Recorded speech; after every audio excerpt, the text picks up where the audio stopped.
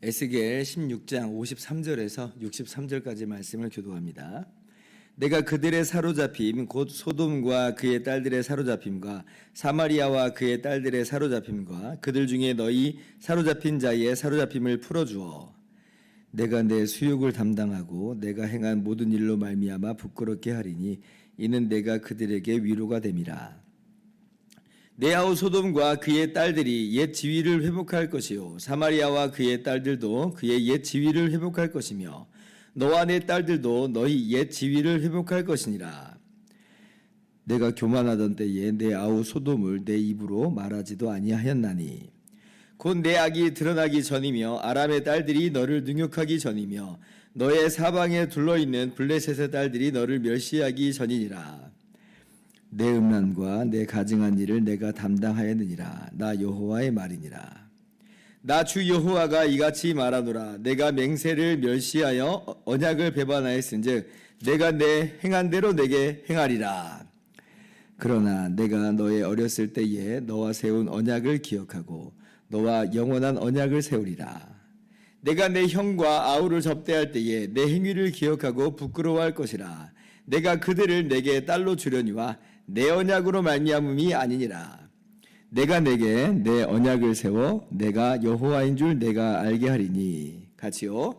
이는 내가 내 모든 행한 일을 용서한 후에 내가 기억하고 놀라서 부끄러워서 다시는 입을 열지 못하게 하려 함이니라. 주 여호와의 말이니라. 말씀이니라. 아멘. 할렐루야. 하나님의 크신 은혜와 평강이 오늘도 변함없이 여러분 가운데 가득 넘치기를 주님의 이름으로 축원합니다. 하나님께서 이 가늠한 아내와도 같은 이 이스라엘, 좀 더 정확하게 남유다 왕국이죠. 이스라엘을 심판하시겠다라고 선언을 하셨습니다.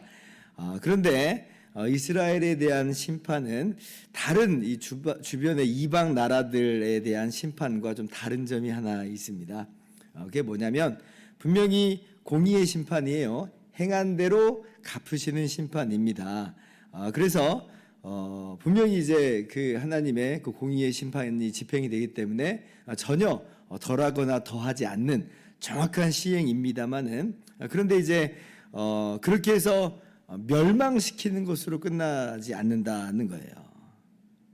분명히 공의의 시행이에요. 그럼 이제 멸망하는 게 마땅한데 근데 그 멸망 너머에 뭔가가 있습니다. 이게 이제 주변 다른 나라들과는 전혀 다른 그런 거예요.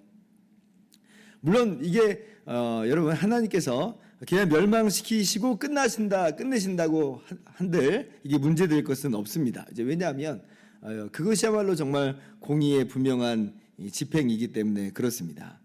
그리고 이 공의가 집행되는 걸로 충분히 하나님은 하나님의 영광을 나타내세요. 그러니까 사람들이 문 나라들이 보면서 야 하나님 정말 공의로우시구나 라고 하면서 하나님을 알고 인정하고 하나님께 마땅한 영광을 올려드리는 것이거든요. 그런데 하나님께서는 그 이스라엘을 멸망시키는 것으로 끝내는 게 아니에요. 그 목적도 다르고 또 궁극적인 목적이랄까요? 결과도 다릅니다. 그 목적은 뭐냐?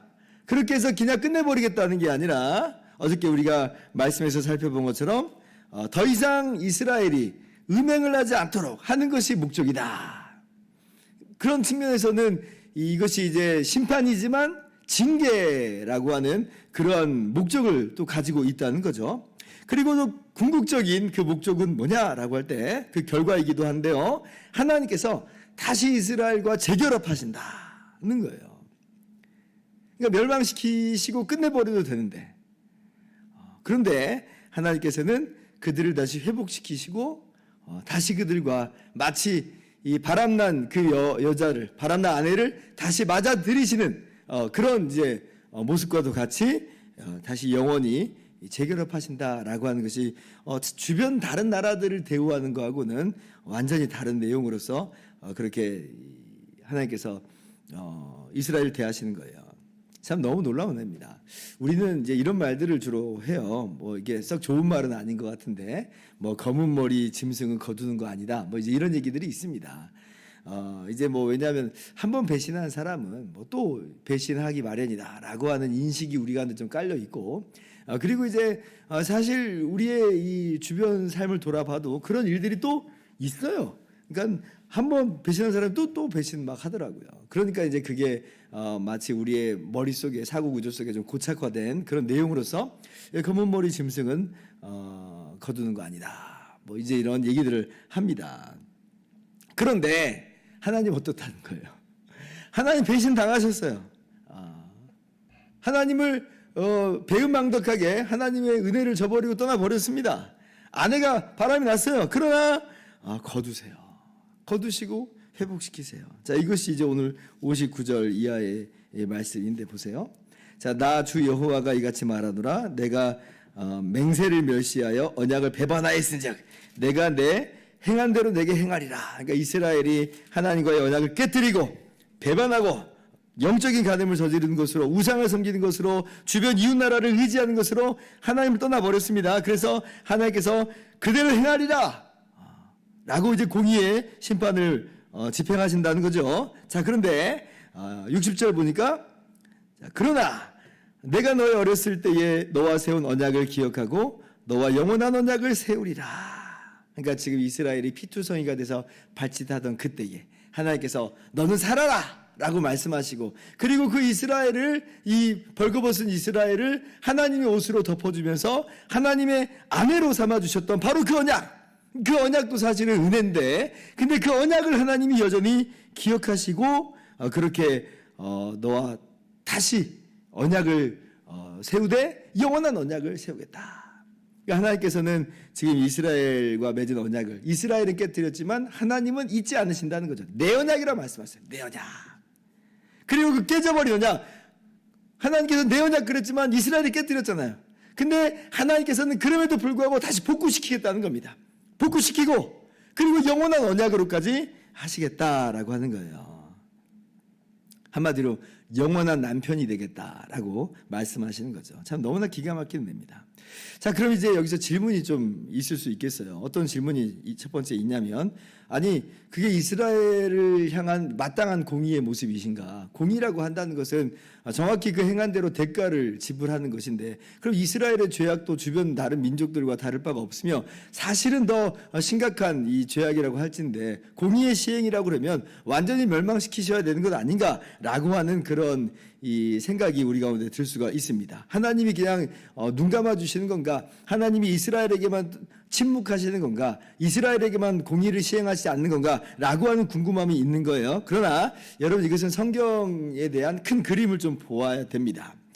정말 오늘 말씀만 보면 어떻게 이럴 수가 있지라고 좀 의아해 할 수가 있지만, 그러나 이스라엘이, 우리가 분명히 알아야 돼요, 그들의 이 죄값을 다 치르지 않는 게 아닙니다.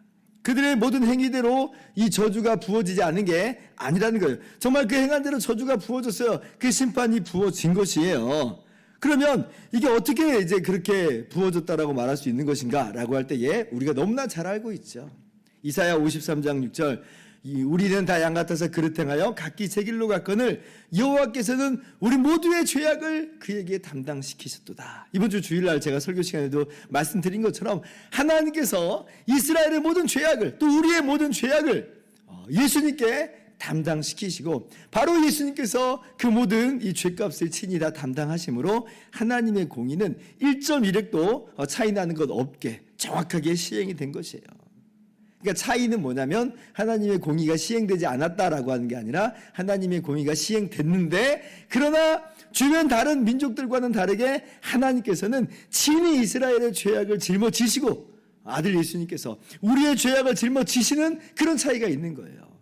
선택하시고 대신하여 주시는 이런 차별이 있다. 그럼 왜 우리를 선택하시고 왜 대신하시는가라고 할 때는 다른 이유가 아니고요, 하나님이 그렇게 하시길 기뻐하신 거예요. 하나님이 그렇게 사랑하신 겁니다. 이건 다른 이유가 없어요. 하나님의 사랑만이, 하나님의 그 기쁘신 뜻만이 근본적인 이유와 원인이 된 것이에요. 두 번째 의아하고 좀 궁금한 게 있을 수 있겠습니다. 뭐냐면, 아니 그러면 아니 한 번 깨트렸는데 그러면 두 번, 세 번 또 깨트리는 수 있지 않겠는가? 그럼 계속 그냥 반복되는 것이 무슨 의미가 있겠는가라고 하는 생각이 좀 들 수도 있겠습니다. 그러니까 지금 이렇게 회복시키신다 한들 이스라엘이 또 죄 안 짓고 또 하나님 안 떠날 것 같아요? 라고 하는 그런 이야기인 거죠. 자, 그래서 우리가 이제 이 언약의 내용이 어떤 내용인가를 좀 더 살펴봐야 됩니다.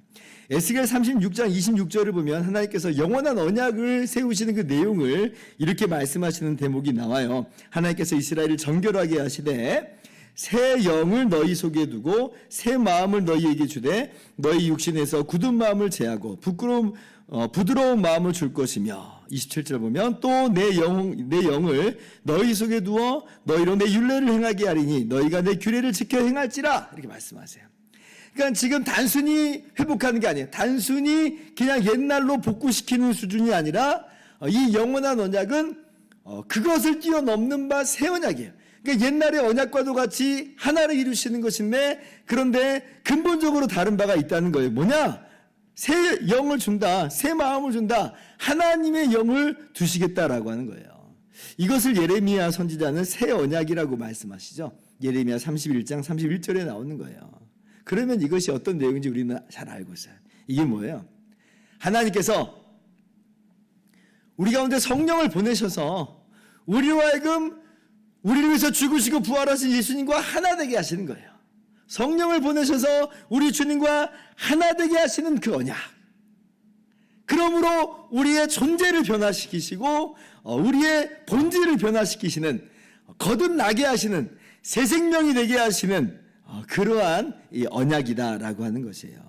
그래서 우리가 성령으로 말미암아 주님의 몸이 됐기 때문에 이전과는 근본적으로 다른 존재가 돼서 그래서 새로운 생명으로 새로운 본성으로 성령의 도우심 하에 우리가 하나님의 말씀을 지켜 행하는 사람들로 그렇게 나타나게 되는 거죠.